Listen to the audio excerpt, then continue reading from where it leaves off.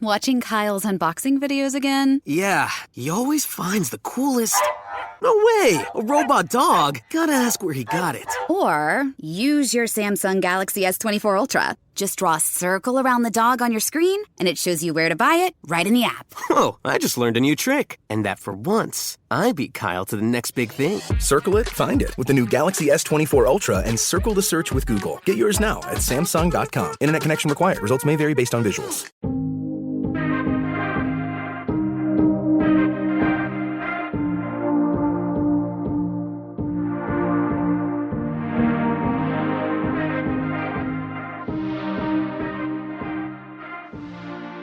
And I had L.A. County Sheriff Alex Villanueva on. What a terrific guy he is. And, I was talking to him about the fact that I'm doing what the CDC recommends. She gave us the straight scoop about what it's going to take to get something that knocks this out. I've watched the mental emotional commitment to this, and Americans have done a damn good job. And that's why this thing has turned around.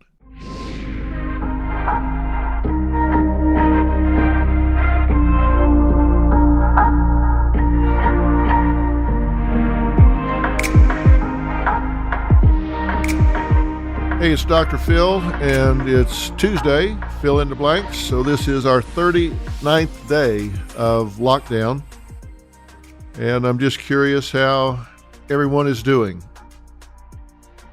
This is really getting tough for some people. I am getting so much mail and so many people that I'm hearing them say that their mood, their emotion, their belief that they can stick with this has really changed and evolved across time. I'm hearing from people that are saying, listen, I thought I could do this 2 weeks ago, even a week ago, and now I'm really starting to wonder if I'm going to be okay.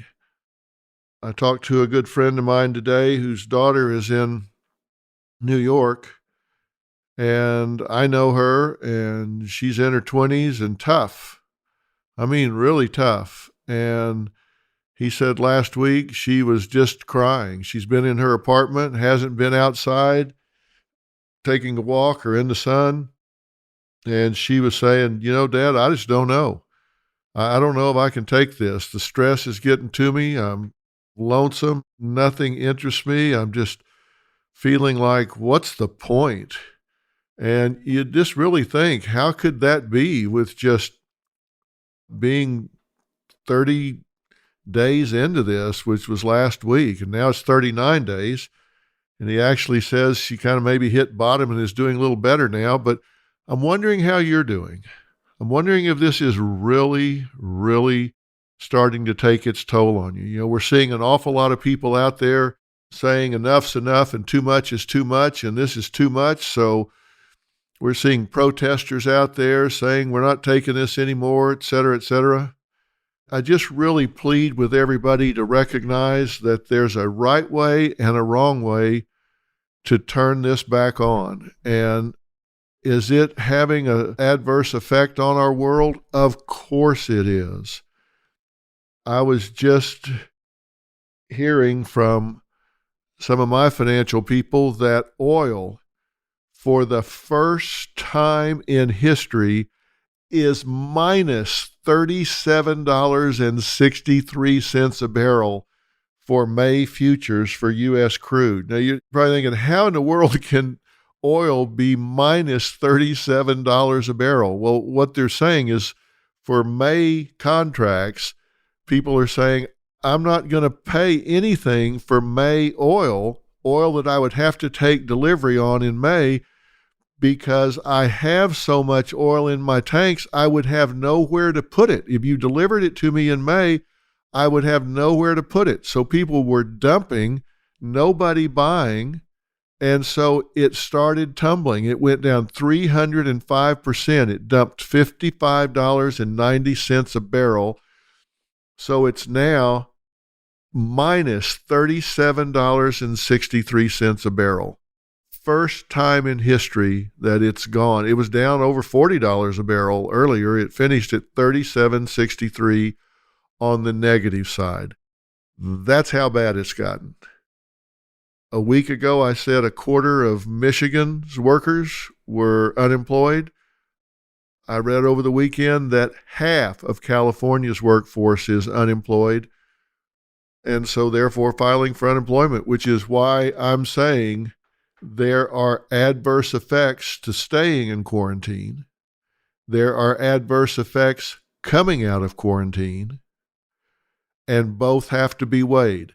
That's why I say there's a tipping point, and if we're going to come out of quarantine, we need to follow the science and do it in the right way, or we can wind up right back where we are, and all of the sacrifices that have been made so far are going to be for naught.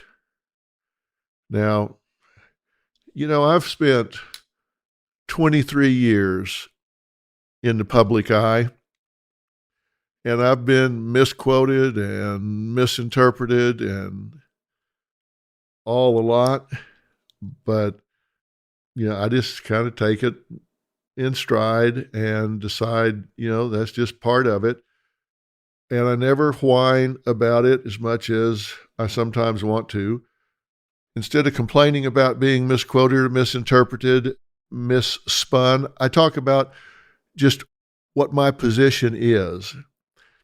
And I've looked back, and we've done 25 shows on coronavirus. And so I've looked and thought, maybe it's time to take a look at some of the wisdom that I think, and I'm being immodest here, but some of the wisdom I think that we have delivered through these 25 shows.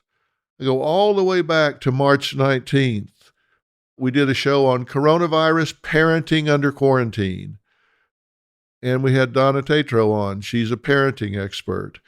And it was a really important show about how to deal with parenting when you have to be a mother, a father, and then all of a sudden, without 4 years of training as a teacher, start to become a homeschooler. And I remember starting that show by saying, I need to be here alone today as I take the guidelines of the CDC, Dr. Fauci, the preeminent expert, very seriously, and I'm respecting every one of them that's been given, and I encourage you to do exactly the same thing. I said, I'm not an immunologist, I'm not an infectious disease expert, but I do have access to these people that probably most of you don't have access to. And I've been very careful to take all the politics out of this and gather what they've told me so I can pass it on. And that's what I've been doing across the last 25 shows. So I say I'm not an immunologist. I'm not an infectious disease expert. I'm not a molecular microbiologist. So, who the hell am I? I mean, why am I talking about this at all? Well, I don't talk about this very much. I read an article in Parade magazine one time a few years back. A husband and wife were arguing, is he a real doctor or does he just play one on TV? And they had this big debate going, and they resolved the debate by, I just play one on TV. Seriously, that's how they resolved it. But the truth is, that's not true. The truth is, I do have a PhD in psychology from North Texas State University, the Mean Green. You remember Joe Green? The Mean Green. It was an APA-approved program, and I had two areas of specialization in my training in my PhD program. One was clinical psychology, where we focus on like neuroses and psychoses and personality disorders, that kind of thing. But also behavioral medicine, just like medical psychology. It's the point at which your psychology and your physiology come together and influence each other, which is why I'm talking to you so much about how stress affects your mood and how mood affects your body, because I've studied that. That's so important that we recognize anxiety, depression can affect the way our body functions. And I had a master's degree in research psychology, figuring out what research means, how to interpret those studies. I then did an internship at the VA Medical Center in Waco, and then a postdoctoral fellowship in forensic psychology at the Wilmington Institute. Then I was in private practice for a while, and then I founded a trial science company, as you all know. So I'm not a molecular biologist. I'm not an infectious disease expert, but I didn't just fall off a turnip truck either. I am trained in clinical psychology, medical psychology, and how these two interact to influence how our bodies behave when we're under stress and pressure. And I said in that first show, I'm concerned about the mental health aspect of what's going on here because I know they do interact. In our second show, I went straight to the heart of it. Coronavirus fears. My anxiety is crippling. And I said, like many of you at home, I've made the decision to self-quarantine and practice social distancing. But if I have any influence over you, then let me tell you, this is not an overreaction. This is something we need to do to stem the tide. And I pointed out again, I'm not an immunologist. I'm not an infectious disease expert. So I just want to share with you what these experts have taken time to tell me. We talked to coronavirus naysayers who said, I don't care what anybody says. I'm going to go out and party anyway. We talked about coronavirus, how to stay safe. And I had LA County Sheriff Alex Villanueva on. What a terrific guy he is. And, I was talking to him about the fact that I'm doing what the CDC recommends. I'm keeping my distance for the health of our country. So that means I'm at home. I'm in self-quarantine. I was making that point because this looks like a guy you don't want to mess with. I mean, I don't think you could get both arms around him. It'd be like hugging a 55-gallon drum. This guy is really stout. Very serious law enforcement guy, but super nice guy, really. And in fact, he was very nice. He was talking about, we're not being heavy-handed with people here. We're just encouraging them to do the right thing. He said, we're not arresting people. And he was very kind. He said, Dr. Phil, thank you for the message you're doing. It's like a public service announcement. I want to stay on his good side. And we blew up some of the myths, and he talked about some of the cons that were going on. Then we did a show about coronavirus, couples in crisis, about how to keep from getting on each other's last nerve so this thing doesn't blow up. And as I look at these summaries, I keep saying, I'm not an infectious disease specialist. I'm not an immunologist. I guess I keep saying that because I don't want anybody to think that I think I know what's going on the medical side. I don't. I'm just reporting back what I'm learning because we've had some of the great experts in the country on. And Robin and I are just doing what the CDC says, and we're still doing what the CDC said. We had Dr. Amen on, who really talks about how your brain responds to stress. He's head of the Amen Clinic, and he was great. We talked to people on the front lines. We talked to whistleblowers. We talked to people that were on the front lines and what they were really having to deal with. Again, we blew up some of the myths. We've covered a lot here. We talked to Dr. Norman Freed, who's a disaster mental health specialist, and he really talked to us about some of the things you need to realize about your brain and how that works. So, and I say again, and I said it in that show and I say it again today, listen to the scientists. Pick your sources very carefully. The CDC, the National Institute for Allergy and Infectious Diseases, Dr. Fauci. Some of these people that take the politics out of it and just tell you straight up. And listen, I know I've had a lot of messages about Dr. Fauci says one thing one week and something else the next week. And you know why that is? It's because it's a moving target. Things change and he tells you when they change. But I certainly trust what he says. And if he keeps telling you the same thing when things are changing, then you shouldn't trust him. But I do trust him. We talked to Dr. Daniela Lamas. She's pulmonary and critical care specialist, and she really gave us some insights into how this works in the lungs and why it's important for you to stay away from people that have this disorder. We talked to Dr. Dina Grayson, and wow, she is so impressive and has worked so much in coming up with antiviral agents, and gave us the straight scoop about what it's going to take to get something that knocks this out. I was so impressed with her.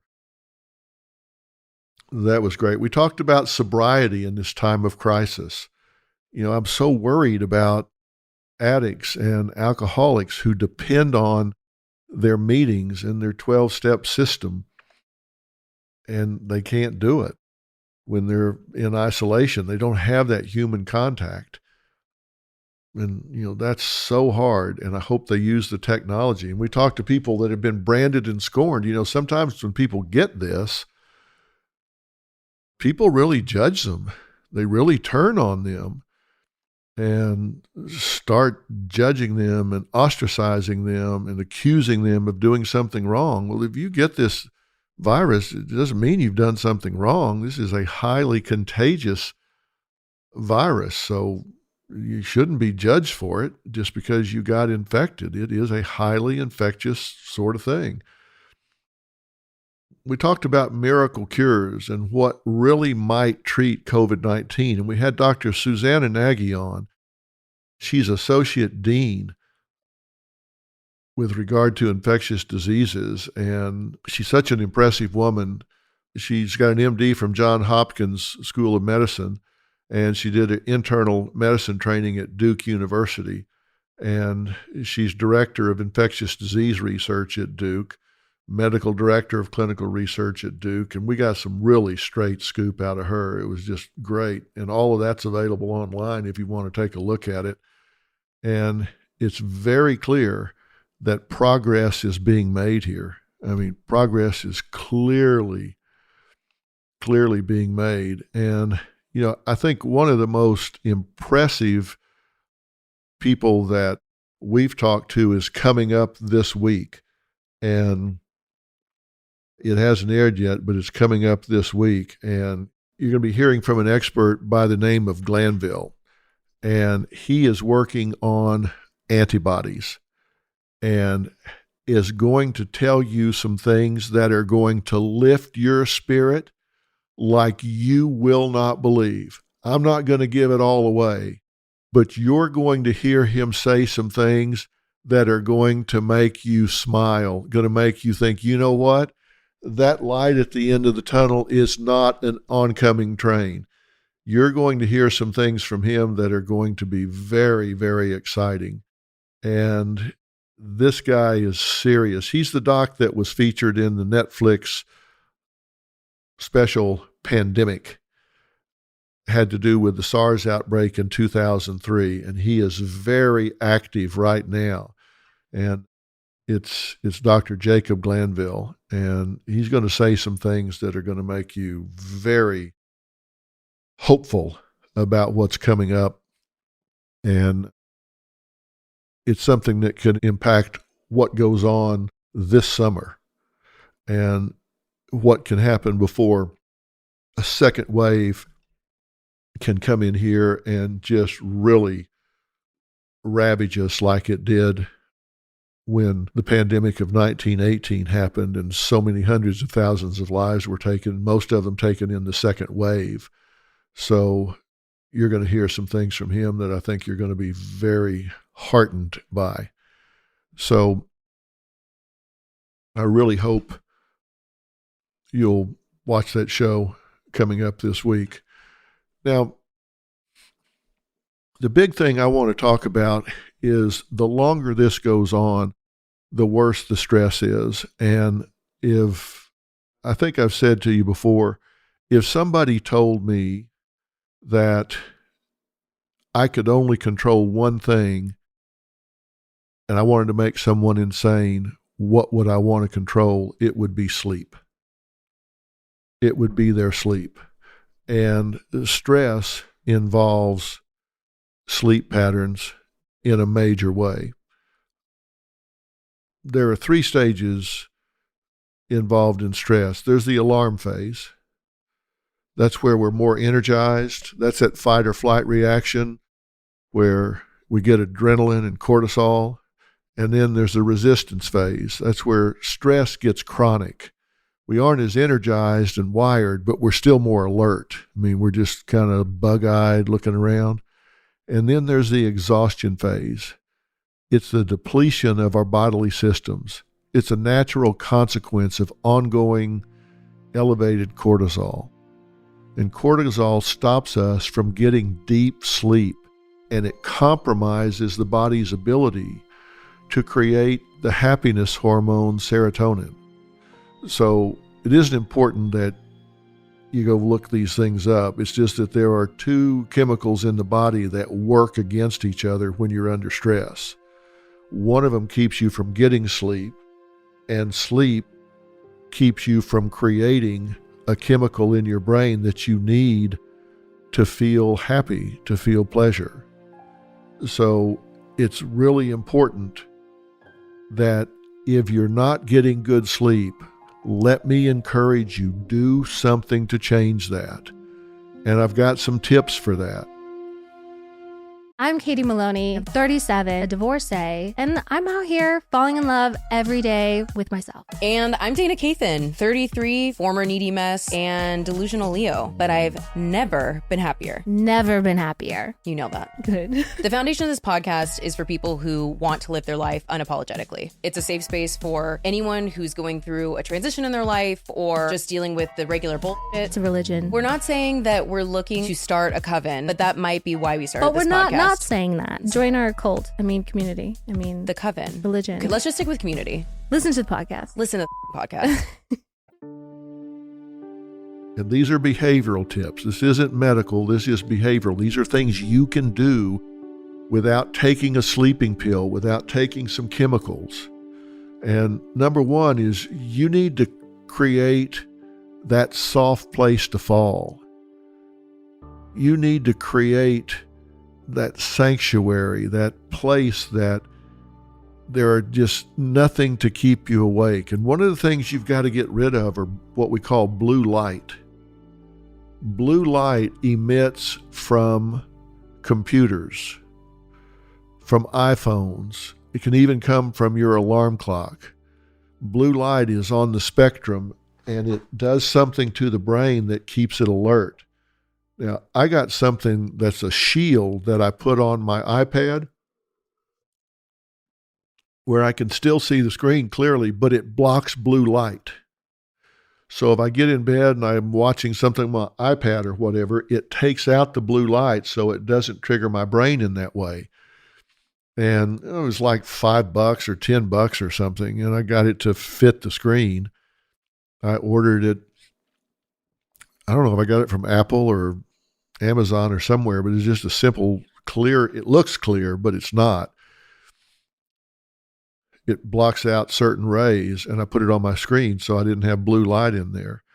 And it's good to take an evening shower or bath like 45 minutes to an hour before you go to bed. Don't work out before you go to bed. A lot of people want to do sit-ups and push-ups and go get in the gym, get on a treadmill, or go run around the block or something before you go to bed. It's not good. It wakes your body up too much. It's hard to then shut down. You want to phase yourself into sleep. Start winding down. You've seen that with your kids. You don't want your kids running wild and playing tag right up until the second they're supposed to go to bed. Then they're all wired. You want them to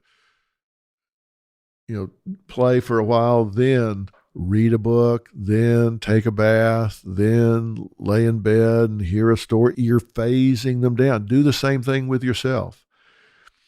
If you're going to drink something like chamomile tea. Take a magnesium supplement if it's something that your doctor's okay with. It helps the muscles to relax.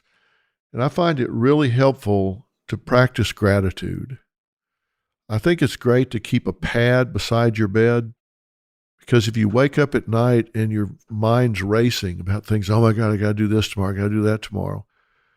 I find if you write things down on the pad, then you don't feel like you need to keep thinking about them during the night. You wrote them down so you'll know they'll be there tomorrow. You won't forget. So your mind doesn't race trying to keep them there.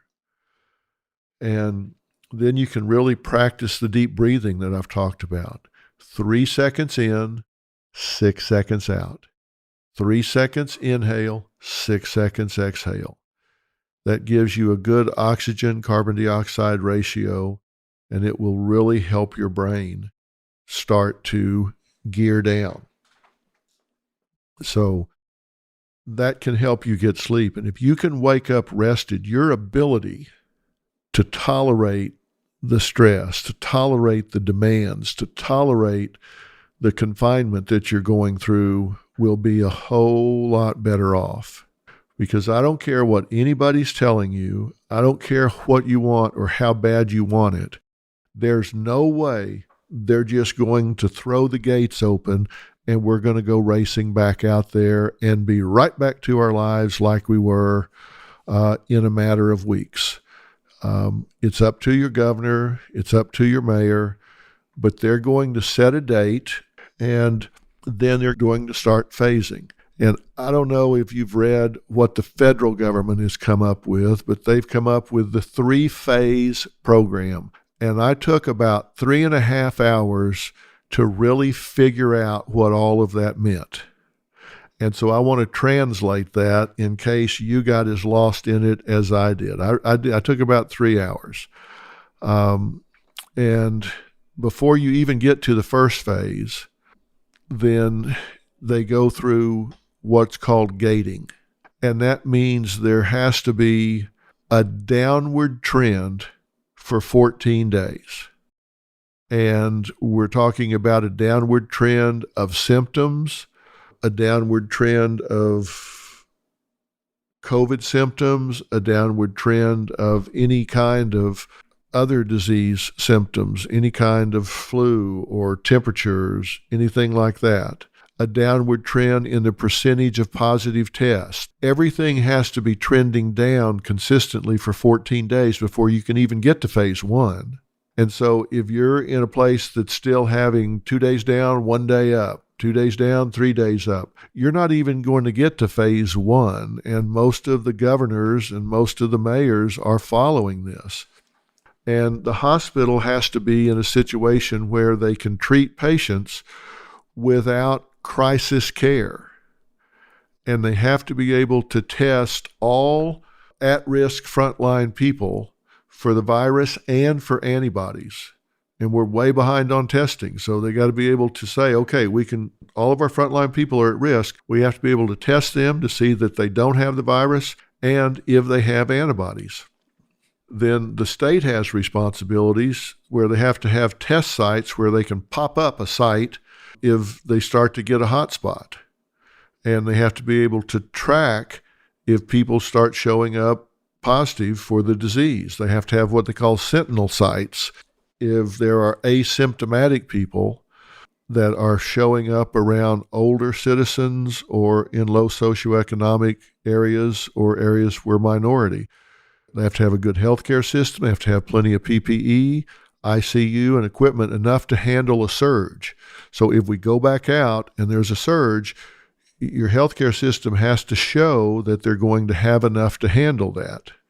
And they have to demonstrate that they have plans to protect those that are critical, that they have to be able to handle those in high-risk facilities and mass transit. So they've got to be able to show that they have enough masks, that they can maintain social distancing, and that they can monitor and mitigate if a hotspot shows up. So basically what they're saying is you got to show that you've got your act together if there's a surge. I read you a lot of points here that I pulled out of this, but what it's basically saying is you got to show a downward trend for 14 days.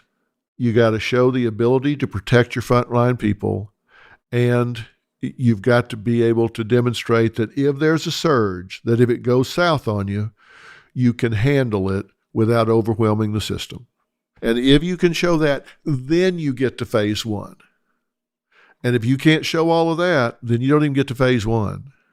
And if you get to phase 1, then here's the deal. With regard to individuals, the vulnerable people, that is the older people, the people with underlying conditions, continue to shelter in place.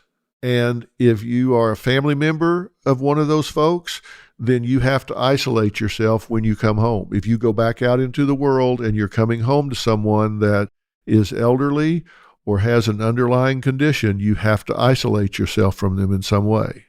In public, still a limit of 10. No groups 10 or larger. And you have to avoid those groups, and you can't be around them without taking precautions.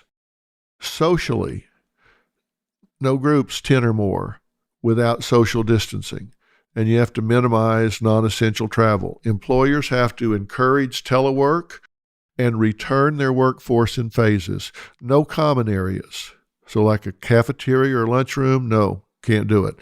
Have to have social distancing, minimize non-essential travel, and have zones. So if you have people that work there that are at high risk, you have a place for them to work away from the group that could possibly infect them. And then by category, schools and bars that are closed, stay closed in phase 1.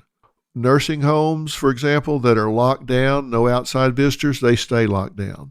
And then venues, gyms, and say movies or malls or whatever, they can open, but they have to maintain social distancing or they'll shut them back down. Elective surgeries, they're going to say, okay, in phase 1, you can start doing those again, provided the hospital is not handling a surge. Phase 2, instead of groups of 10, it goes up to 50. Travel is okay. Schools and bars can reopen in addition to everything in phase 1. So you can see that there's a stepwise way to get back to this. So why am I taking time to tell you all this? Because I understand psychologically you have to have some hope. You have to have some sense that we can get this done, that there's some hope that we're going to be able to get this done, that we're just not so inept that we're just continuing to sit here and rock along with no hope of making progress, no hope of moving this forward. And it's not just the government saying this.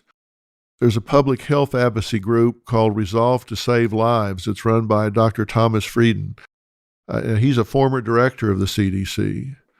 And he's published very specific criteria for what they believe, after a lot of study, has to happen before the country, the economy, can reopen and when it must be closed.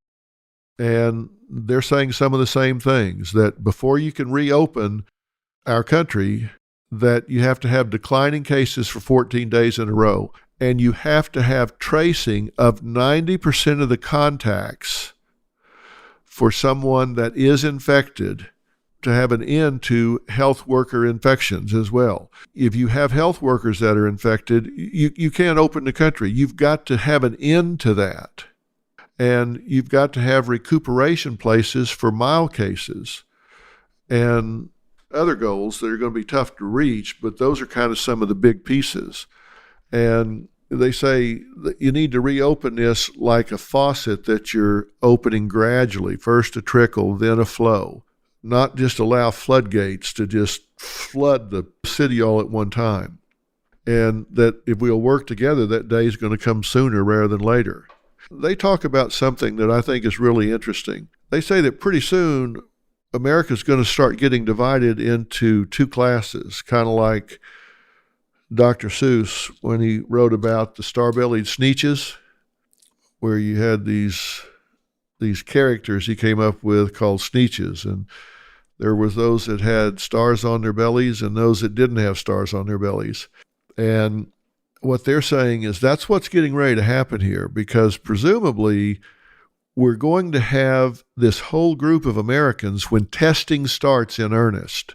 and we have a lot of people tested, we're going to find out that there are a lot of people that have had this that don't even know it, and so now they have antibodies and are assumed to be immune.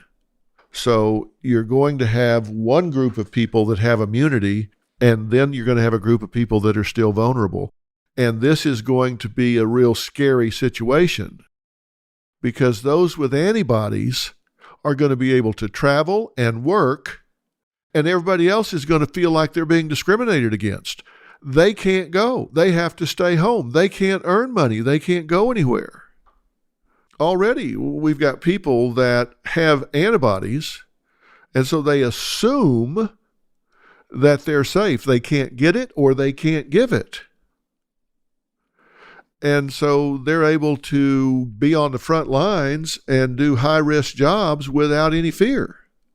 So pretty soon, they're going to come up with some kind of immunity passport. They're going to come out with maybe an app on your phone or some kind of ID card or something where you can come to a checkpoint or come to a gate or a door at a hospital or a office building, and you can present it and say, listen, I'm a low-risk individual. I have antibodies. I'm immune, so I can't get it. So that means I can't be a carrier.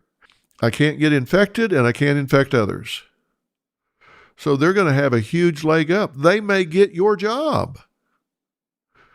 You may have had a job at an accounting firm, and they need somebody to do that job, but you haven't been infected, so you're not eligible to get that job. They may give your job to somebody that has had the disease. So you may be sitting there in your house and looking across the street at your neighbor who was your friend, and you're stuck in lockdown and you're seeing them come and go. And that's going to breed a lot of resentment. Again, that's a psychological issue. Now, one of the people involved in this was talking about, he has a daughter that is a Harvard economist, Dr. Michelle Berry, saying that she has a daughter that keeps saying that there's a group that her age group needs to have COVID-19 parties so they can develop immunity and keep the economy going. And that sounds crazy, but think about it. A lot of young people have mild or moderate symptoms. And I've heard them talking about this where they're saying, hey, why don't I just go ahead and get this so I get immunity and then I can just go on about my business and be done with this? Well, I've talked to some people in these 25 shows I've done that would say, yeah, that's not quite as easy as you think it is. I've had a couple of 20-year-olds that said they were so sick they thought they were going to die. It was horrible. But there are a lot of people that are actually thinking that way, saying, look, I can just put all this behind me. I can just get this damn virus and go through maybe a week of flu-like symptoms, or maybe not even that bad, and then I'm good to go. I can start flying, traveling, go back to work, have money in my pocket, be moving around town with no traffic. I can be out there. I'm just going to go catch this and get it over with. I do not recommend that, but that's what a lot of people are talking about. That happened in Cuba one time. They talk about that in this article I'm referencing, where they had an outbreak of AIDS down there, and they forced all of those people that tested positive into a very controlled community, and there were a lot of people trying to contract it because they wanted to be in that crowd. They all had everything they wanted in there. They had their own theater group. They had their own bungalows. They had this own little community, and it was kind of seen as the in crowd. And there were a lot of people trying to contract AIDS so they could get in there. It sounds crazy, but that is exactly what happened. So if you've got young people in your family, ask them if they've been thinking about that, if they've been talking about that, and ask them if it really makes sense. I will tell you this. You've heard me say, I'm no immunologist, I'm no infectious disease expert, and I am no economist. But I can read and I can study, and I have been reading history. And the only other two times that there's been any kind of economic shutdown like this was during World War I and World War II. when the economy became subordinate to the war effort. And I can tell you this, that when it was over, there was such a pent-up appetite, that the economy really recovered, and it recovered quickly and robustly. I wonder if that's what's going to happen now. Oil, minus $37.60 a barrel for May futures. That can't last, obviously.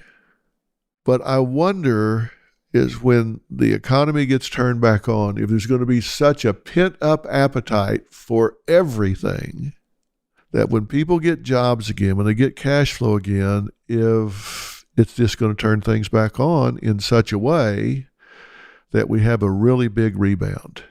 Now, I'm the incurable optimist. In the 25 shows I've done, I've said, follow the science. Listen to the science.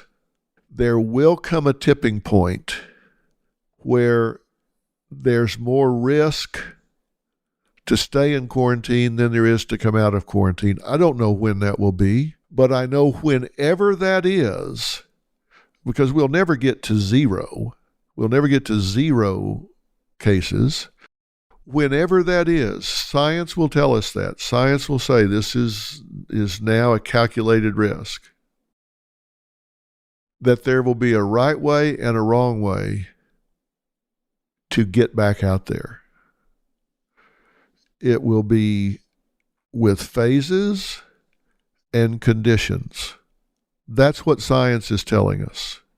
And right now, this is not a medical equation. This is a behavioral equation. Is the virus a medical condition? Yes, it is. But it's our behavior that has controlled it. It's your behavior, your spirit, your strength that has controlled this. You're not helpless. And you have shown great strength. You have shown great will to turn this around. And God bless you for doing it.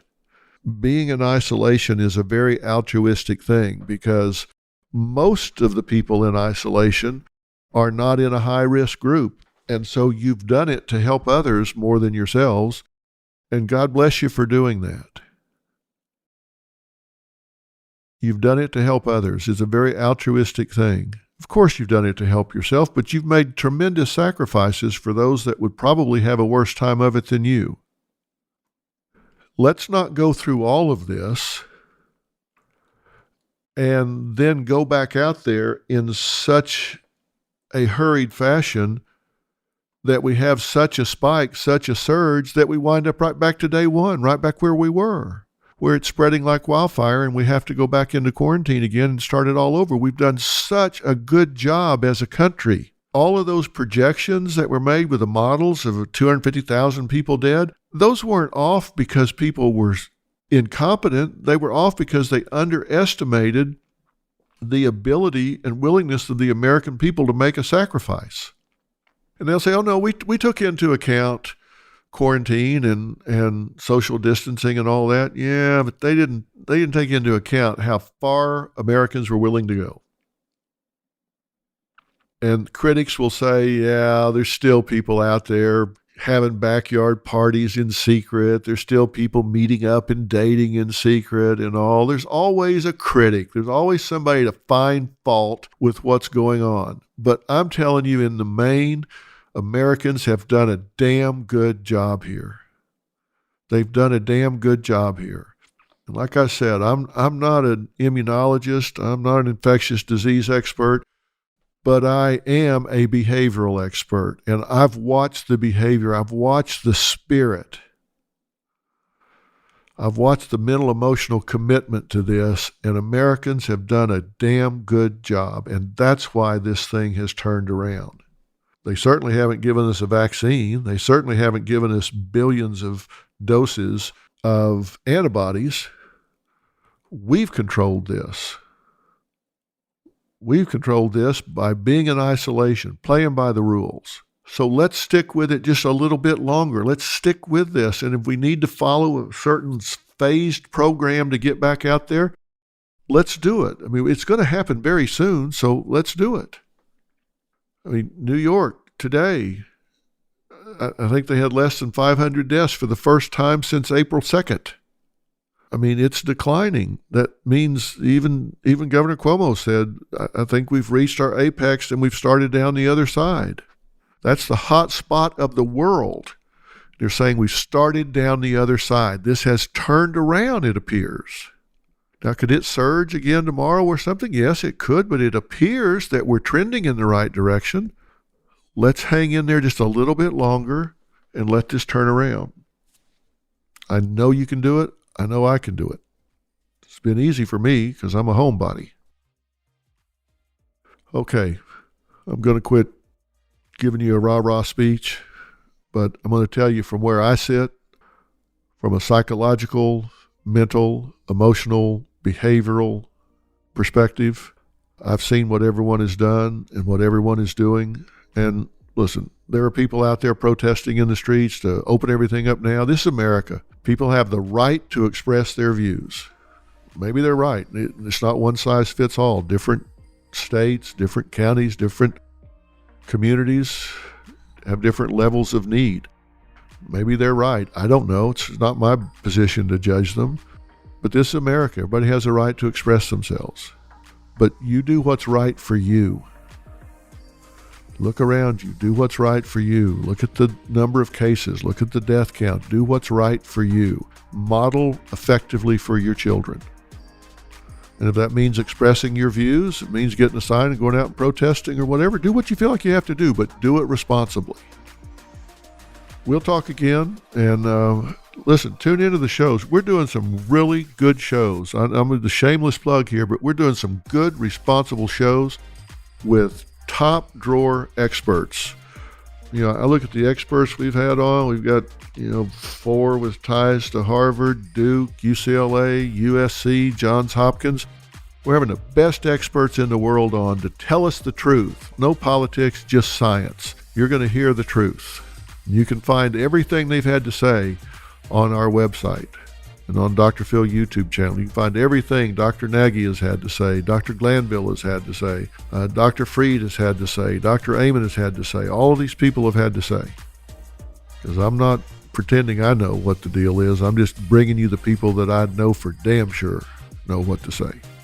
Okay. Have a good week. Have no idea what things are going to look like this time next week, but I'll tell you what, I'll be here. I hope you are too. Tell your friends to listen in. Tell them to listen to this, because I think we're talking common sense here. Common sense. So long.